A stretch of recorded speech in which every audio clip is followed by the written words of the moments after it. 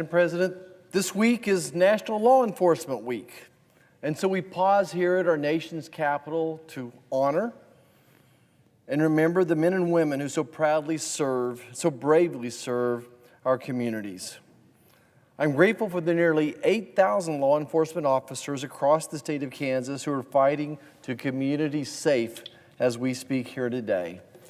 I rise to honor these brave men and women in uniform and recognize the sacrifices they and their families make every day to keep us all safe.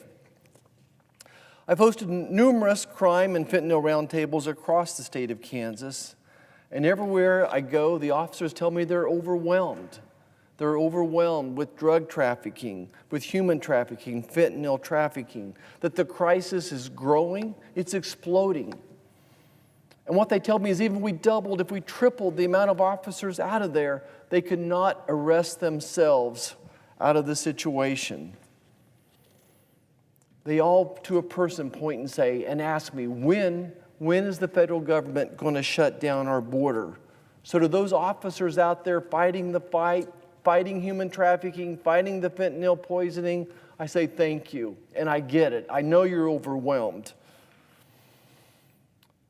These officers back home are our first line of defense. They are our families, our children, and our friends' first line of defense in these crises. Now more than ever, it's crucial that we demonstrate our unwavering support for them. We need to assure them that help is on the way, that we need leaders here and an administration that prioritizes law and order. Now, growing up, we were taught to follow the rules. We all respected the law, and we feared the consequences of breaking them. We, as a country, respected our law enforcement officers. And perhaps no one more than myself could appreciate law enforcement, the son of a career police officer, the son of the chief of police. And what I'll always remember about what my dad taught me about law and order is he would apply the law equally.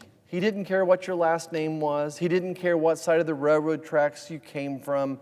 He was going to apply the law equally.